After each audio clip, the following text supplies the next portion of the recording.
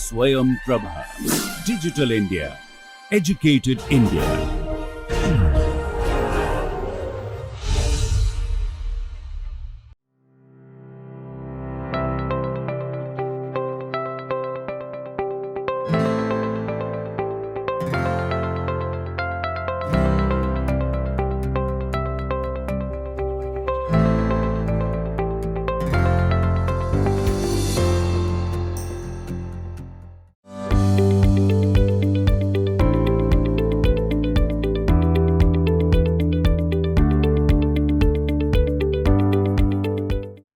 வணக்கம். இன்றைக்கி என்ன பார்க்க போகிறோம்னா இன்வர்ஸ் ஆஃப் ரிலேஷன்னா என்னென்னு பார்க்க போகிறோம். ஓகே, ஸோ நமக்கு என்ன படிச்சிருக்கோன்னா ரிலேஷன்ஸ் ஆன் எக்ஸ் படித்தோம்.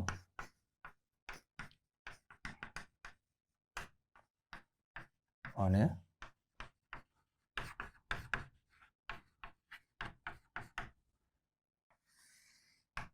சரியா, ரைட். இப்போது இன்வர்ஸ் ரிலேஷன்னா என்னென்னு பார்க்க போகிறோம். ஸோ எக்ஸில் ரிலேஷன் அப்படிங்கிறது R is a subset of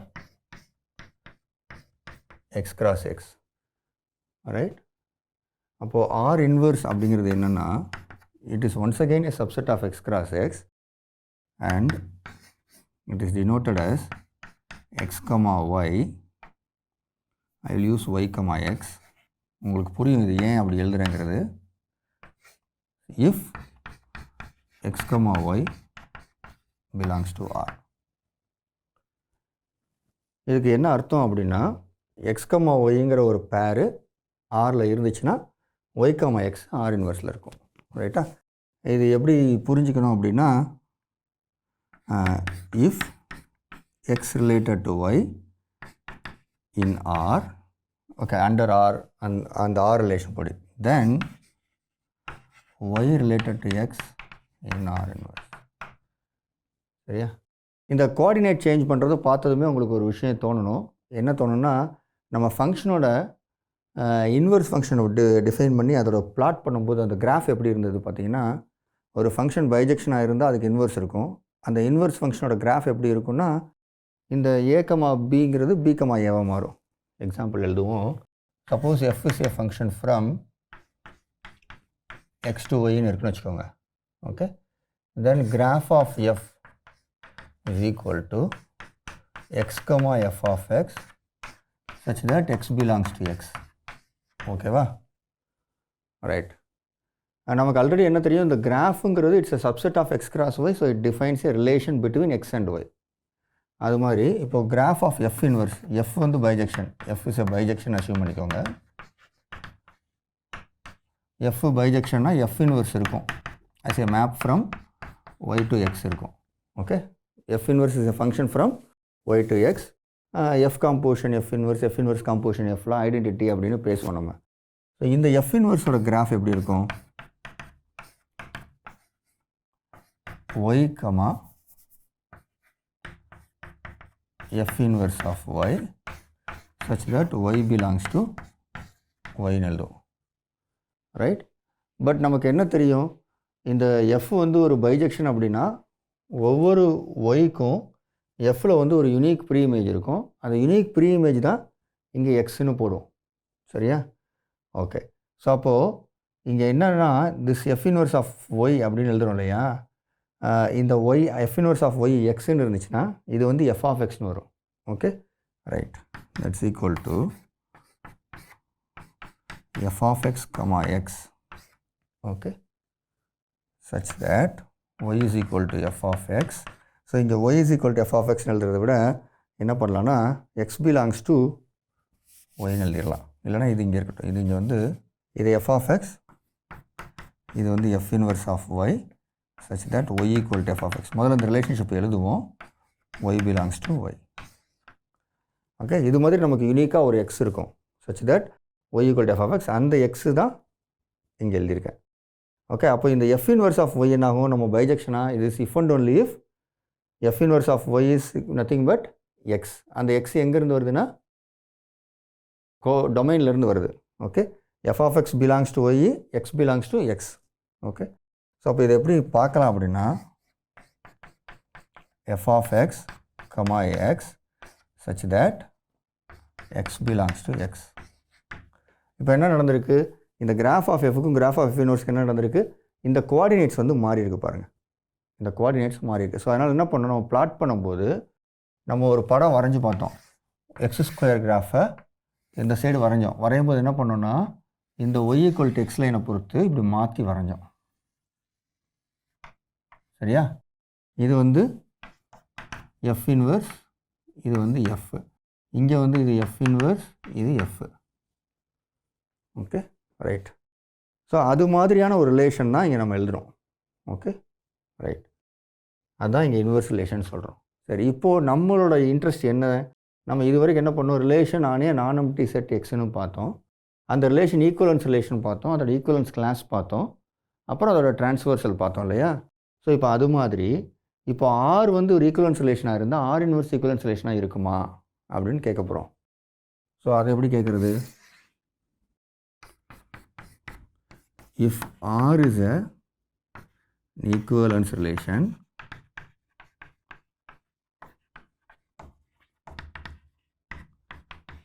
is R inverse an equivalence relation, அதுவும் equivalence relation இருக்குமா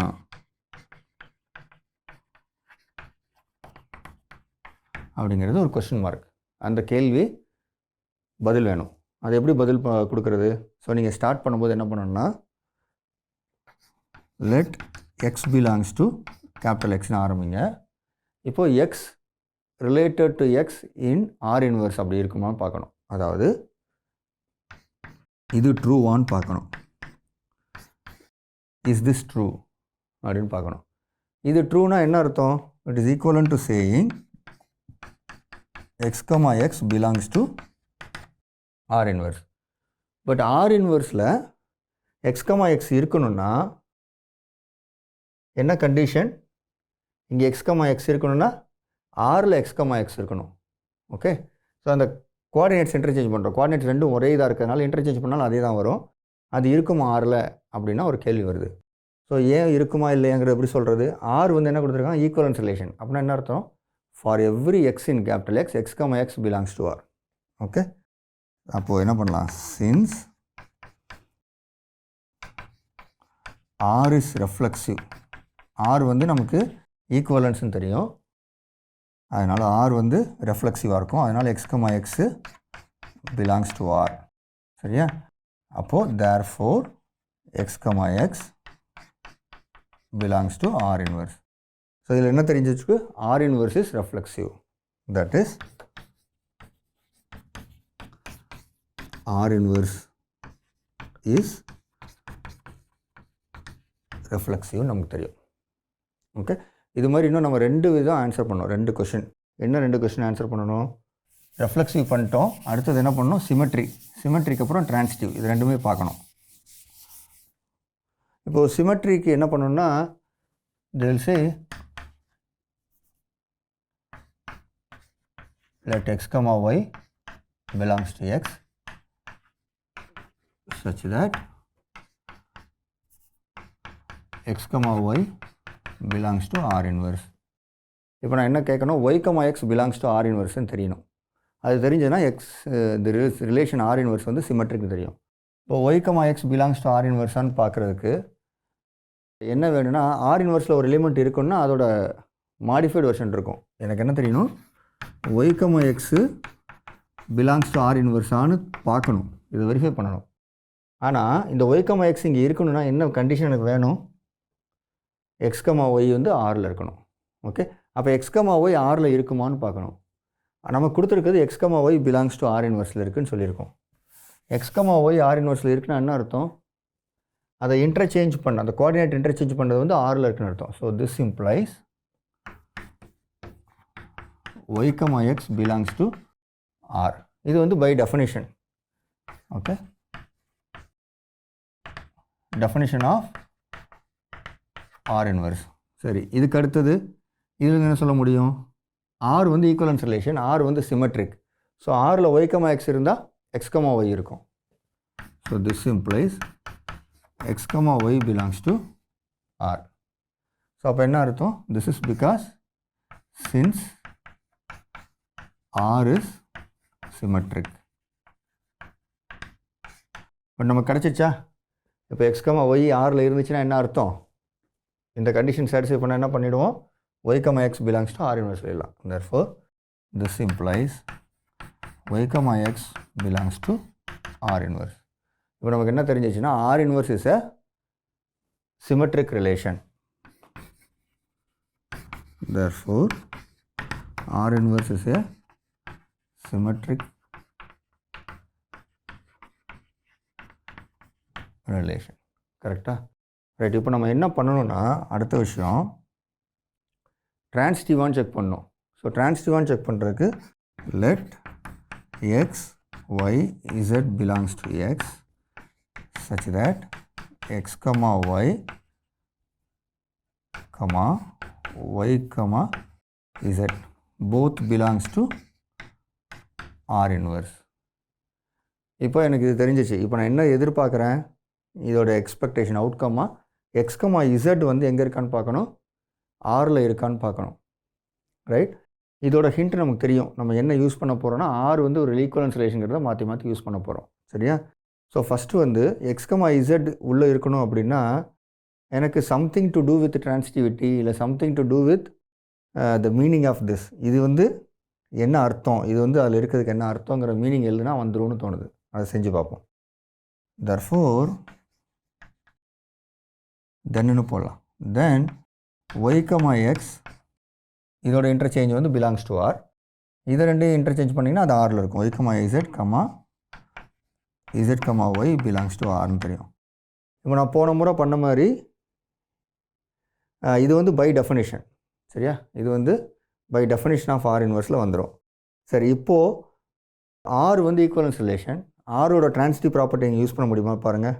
யூஸ் பண்ண முடியும்னு என்ன பொறுத்தோம், இங்கே எக்ஸ் கமா ஒய்ன்னு இருந்து இங்கே ஒய் கமா இசட்னு இருந்துச்சுன்னா நம்ம எழுத முடியும் இல்லையா? பட் ஆனால் அது மாதிரி இல்லை. நமக்கு ஆர் வந்து ஈக்குவலன்ஸ் ரிலேஷனால சிமெட்ரிக்னு தெரியும். அதனால் சின்ஸ் R is symmetric, நமக்கு என்ன தெரியும், x, y இதை இன்டர்சேஞ்ச் பண்ணதும் இதை இன்டர்சேஞ்ச் பண்ணது, இந்த கோஆர்டினேட்ஸ் இன்டர்சேஞ்ச் பண்ணுறோம். y, z இது ரெண்டுமே பிலாங்ஸ் டு ஆர்னு தெரியும். அப்போ இது தெரிஞ்சிச்சுன்னா என்ன அர்த்தம்? இது ரெண்டையும் கம்பைன் பண்ணும்போது ஆர் வந்து டிரான்சிட்டிவ் ப்ராப்பர்ட்டி. அப்போ என்னாகும், x, z belongs to R. Right? Okay, கவனிச்சிட்டே வாங்க. இப்போ இந்த மாதிரி நான் எழுதலை. இதில் ஒவ்வொரு இடத்துல ரீசன் எழுதுறேன், ரீசன் எழுதலை, டைரெக்டாக சென்டென்ஸ் மாதிரி எழுதிட்டுருக்கேன். சரியா? ஸோ இந்த இடத்துல ஃபஸ்ட்டு வந்து டெஃபினிஷன், அடுத்து சிமெட்ரிக் எழுதிட்டேன். So then x comma z belongs to R. இது எப்படி நடக்குதுன்னா by transitivity of R. R வந்து ஒரு டிரான்சிட்டிவ் ரிலேஷனுங்கிறனால இது நடக்குது. ஸோ இப்போ இது நடந்துருச்சு. இது நடந்தால் என்ன தெரியும்? That is z, x belongs to R inverse. But நமக்கு z, x belongs to R inverse தேவை. நமக்கு என்ன தேவை? x, z belongs to R inverse தேவை. பட் ஆல்ரெடி நமக்கு என்ன தெரியும்? R inverse is symmetric ன்னு தெரியும். Okay, so since R inverse is symmetric, what can we say? x, z belongs to R. அவ்வளோதான். ரைட். therefore நம்ம ஆர் இன்வர்ஸ் வந்து x, z belongs to R inverse. Reflexive, symmetric and transitive prove பண்ணிட்டோம். So R inverse is an equivalence relation. இப்போது இந்த proof வந்து எளிமையான proof தான். But இதுக்கு அடுத்து நான் கேட்க போகிற கேள்வியை வந்து நீங்கள் யூகிச்சு அதுக்கு ஆன்சரும் போட்டுடலாம். இந்நேரத்துக்கு என்ன கேள்வி கேட்பேன்? எப்போவுமே ஒரு ஈக்குவலன்ஸ் ரிலேஷன் படித்தா என்ன படிப்போம்? அடுத்து அதோட ஈக்குவலன்ஸ் கிளாஸ் என்னென்னு படிப்போம், அதோட டிரான்ஸ்வர்சல் என்னென்னு படிப்போம். சரியா? ஸோ இங்கே நீங்கள் பாருங்கள், இதோட ஈக்குவலன்ஸ் கிளாஸ்லாம் என்ன அப்படின்னா x பிலாங்ஸ் டு x. சரியா? இப்போ நான் ஒரு புதுசாக ஒரு நொட்டேஷன் போடுறேன். இங்கே ஒரு ஆர் இன்வர்ஸ்னு போடுறேன். நான் ஆர் இன்வர்ஸில் எக்ஸோட ஈக்குவலன்ஸ் கிளாஸ் பார்க்குறேன். அதனால் ஒரு இந்த இன்வர்ஸ் நொட்டேஷன் இங்கே யூஸ் பண்ணிக்கிறேன் ஆர் இன்வர்ஸில். ஏன்னா மறுபடியும் இதே எக்ஸுக்கு இன்னொரு ரிலேஷன் எழுதப்போ அது வந்து ஆரோட ரிலேஷன் படி. சரியா? That means x, y such that x is related to with respect to R inverse y. Okay. So இது with respect to R எழுதுனா ஒரு equivalence relation x comma y such that x related to y. Okay. So இப்போ இது என்னன்னு தெரியணும். Okay, இதை இப்போ நம்ம என்ன பண்ணுவோம்னா எப்போவுமே இந்த ஆர் இன்வர்ஸ் ஆர்லேருந்து டிஃபைன் பண்ணுறோம் இல்லையா, அப்போ அதோட ரிலேஷன் இருக்கா அப்படின்னு பார்ப்போம். முதல்ல ஆர் ஈக்குவலன்ஸ் ரிலேஷனாக இருந்துச்சு. அப்போ ஆர் இன்வர்ஸ் ஈக்குவலன்ஸ் ரிலேஷனாக இருக்கான்னு பார்த்தோம். ஆமாம், இருந்தது. சரியா? ஸோ இப்போ ஆரோட ஈக்குவலன்ஸ் கிளாஸ் இது, ஆர் இன்வர்ஸோட ஈக்குவலன்ஸ் கிளாஸ் இப்படி தான் எழுதணும். அதுக்கும் இதுக்கும் ஏதாவது சம்மந்தம் இருக்கா அப்படின்னு பார்க்கணும். ரைட்?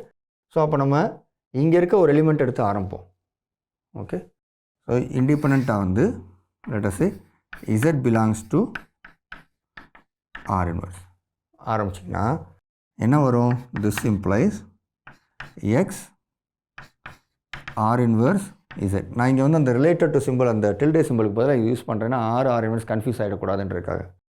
ஸோ இது இருந்தால் நமக்கு என்ன தெரியும்? z related to x. இங்கே ஆரில், பட் ஆர் சிமெட்ரிக் எனக்கு தெரியும்.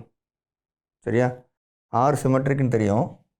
ஓகே, இங்கே நம்ம என்ன பண்ணுறோன்னா ஆறு ஈக்குவலன்ஸ் ரிலேஷனுங்கிறத அசியூம்ஸ் வச்சுருக்கோம். அதனால் ஆர் இன்வர்ஸ் ஈக்குவலன்ஸ் ரிலேஷன், அதுக்கப்புறம் தான் அந்த வேலையை பண்ணிகிட்ருக்கோம். So this implies X related to Z. இது எப்படி பண்ணுறோம்? இது ஆர் சிமெட்ரிக்ங்கிறனால இது பண்ணுறோம். எக்ஸ் ரிலேட்டட் டு இசட்னு சொல்லிட்டா இதுக்கடுத்து என்ன சொல்லலாம்? Z belongs to this R. சரியா? அதுதானே அர்த்தம். அது போதும். அப்போ என்ன பண்ணியிருக்கேன்னா திஸ் சப்செட் ஆஃப் ஆர்னு பண்ணிட்டேன். ரைட்டா? இப்போ நான் இங்கே ஆரம்பித்தா என்ன ஆகும்? இதில் எடுப்பேன், அப்போ இது வரும். இது அப்படியே ரிவர்ஸ் பண்ண முடியுமா பாருங்கள். This implies this. இது இருந்தால் இது வரும், ஏன்னா சிமெட்ரி. இது இருந்தால் இது வந்துடும். ஸோ இது இருந்தால் இது வந்துடும். ஸோ அதனால் இந்த ரெண்டு இன்இக்வாலிட்டி வந்துடும். So these two are same. So இப்போ ஆரும் ஆர் இன்வர்ஸும் டிஃபைன் பண்ணால் when R is an equivalence relation, the equivalence class of R is equivalence relation-னா R inverse equivalence relation-ஆக இருக்கும். அப்புறம் equivalence class of Rரும் equivalence class of R inverse-ம் ரெண்டும் ஒன்று தான் அப்படின்னு ஆகிடும். இப்போ ரெண்டுக்குமே same set of equivalence class இருந்துச்சுன்னா என்ன ஆகும்? அதோட கரஸ்பாண்டிங் ட்ரான்ஸ்வர்சலும் சேமாக தான் இருக்கும். Transversal same in the sense, ஒரு எக்ஸுக்கு ஆருக்கு ஒரு ட்ரான்ஸ்வர்சல் எடுத்திங்கன்னா அதே இது ஆர் இன்வர்ஸ்க்கும் ட்ரான்ஸ்வர்சலாக ஒர்க் ஆகும். அதான் அர்த்தம். ஓகே, அதே மாதிரி இங்கே ட்ரான்ஸ்வர்சல் எடுத்தால் அங்கே ஒர்க் ஆகும். ஆர் இன்வர்சல் ட்ரான்ஸ்வர்சல் எடுத்திங்கன்னா அது ஆருக்கும் ஒர்க் ஆகும். Okay, right. ஸோ இது நடக்கிறதுக்கு ஏன் அப்படி நடக்குது அப்படின்னு யோசிச்சு பார்க்க முடியுமா? பேக்ரவுண்டில் என்ன நடக்குதுன்னு பேக்ரவுண்டில் யோசிச்சு பாருங்கள் என்ன நடக்குது. இப்போது ஆர் எக்ஸை என்ன பண்ணும்? ஈக்குவலன்ஸ் கிளாஸ் மூலமாக பார்ட்டிஷன் பண்ணிடும். சரியா? இப்போ எக்ஸை இப்படி பார்ட்டிஷன் பண்ணும்.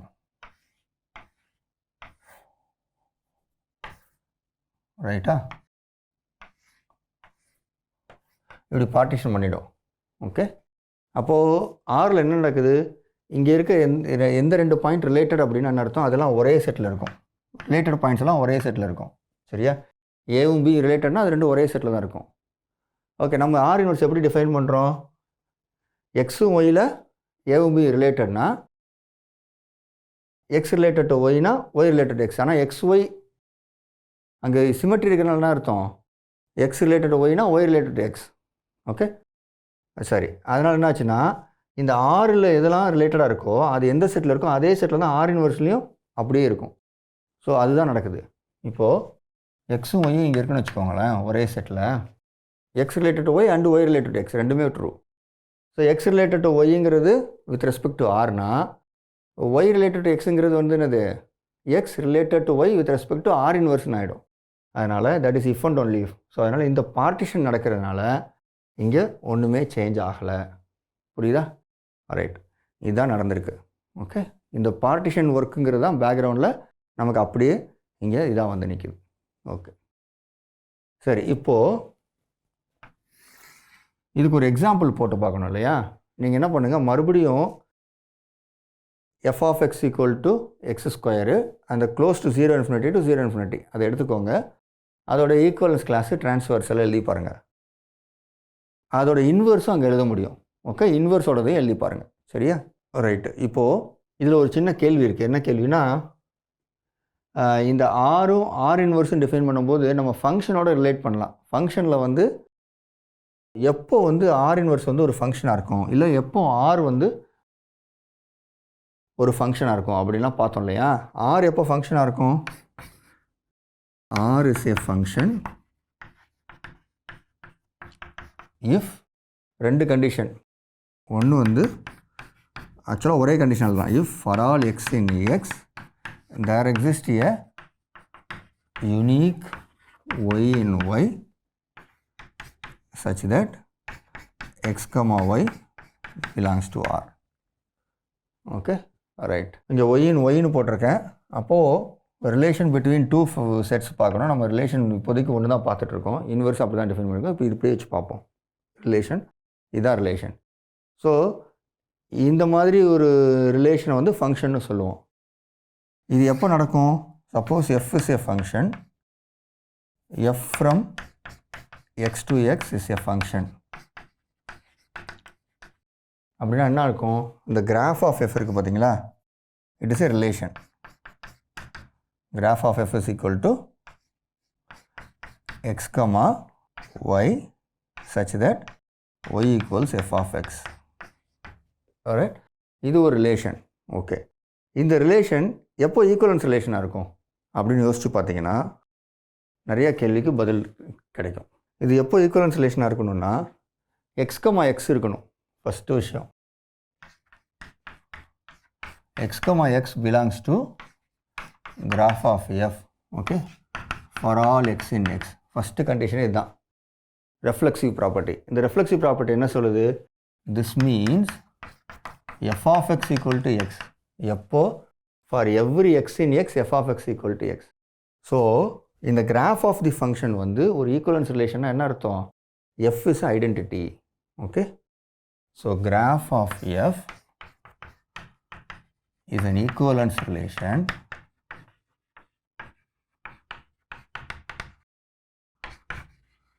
then இல்லை, if and only if எழுதலாம். if and only if f is equal to identity on x. ஐடென்டிட்டியாக இருந்தால் அது ஈக்குவலன்ஸ் ரிலேஷனாக இருக்கும். சரியா? ஓகே, ஏன்னா ஐடென்டிட்டி இருந்தால் என்ன ஆக போகுது? இங்கே வந்து x comma x, x belongs to எக்ஸ்ன்றது டயகனல் ரிலேஷன் ஆகிடும்.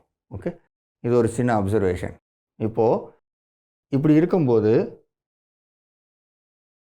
அடுத்த கொஸ்டினை கேட்போம். அடுத்த லைன் எழுதுவோம்.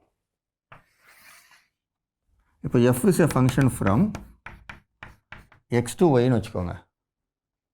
டொமைனும் கோடொமைனும் வேறு வேறு கேட்டேன். இப்போ கிராஃப் ஆஃப் எஃப் என்ன அப்படின்னா அதே தான், x comma y such that y equal to F of x தான். இப்போ இந்த எக்ஸ் டு ஒய் போடும்போது இந்த ரெஃப்ளெக்சிவ் ரிலேஷனை பற்றி பேச முடியுமா அப்படின்னு பாருங்கள். ரெஃப்ளெக்சிவ் ரிலேஷனை பற்றி பேச முடியுமா அப்படின்னு பார்த்தா என்ன அர்த்தம்னா, I have to think about x comma x. ஏன்னா எக்ஸ் வந்து கேபிட்டல் எக்ஸில் இருக்குது. இந்த செகண்ட் கோஆர்டினேட் எங்கே இருக்குது நமக்கு கிராஃபில் வந்து? It is an element of capital Y because இது வந்து எங்குது? subset of x cross y. So இதை வந்து பேச முடியாது. ஓகே, ஒன்று பேச முடியும். எப்போ பேச முடியும்னா x is a subset of y இருந்தால் மட்டும் தான் பேச முடியும். Right? Okay, so this x need not be, அது ஒயில் இருக்க முடியாது. அதனால் இதில் ரெஃப்ளெக்சிவ் பேச முடியாது. ஸோ இந்த கேள்வி கேட்க முடியாது.